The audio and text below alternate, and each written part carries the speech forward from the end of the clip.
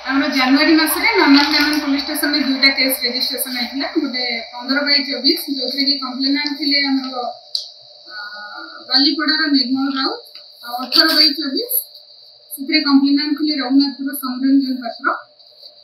A both case रे जने accused बरीमुंडर Mohammad Kesari Patnaik जे कि उभय कंप्लेनेंट को जमी दवा कही 15 नंबर कंप्लेनेंट 40 लाख टंका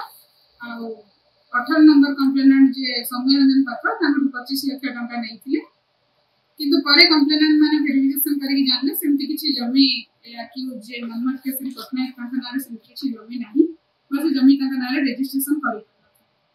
ए नेकी से माने जतोळ टंका डिमांड कले फेरस्त पई से धमकी देथिले आ दुईटा जक केस रे तांकर मोहम्मद केसरी पटनायक जे अछन एक्यूज तांकर जने सहयोगी विमोचन नायक से तांको सहयोग रे तांका अकाउंट रे दुईटा जक टंका नेथि दुई जन जक जे अरेस्टेशन करथरा कि आज्ञा समान कोन एमती पैसा तांकर एमती हमरा बे केस इन्वेस्टिगेशन अछि दुई जन को आज धरा दे फॉरवर्ड कला परे हम तांकर कैरेक्टर इंसिडेंट वेरिफिकेशन करबो तांकर आ किछि केस अछि से गुडा का मध्ये हम करतो।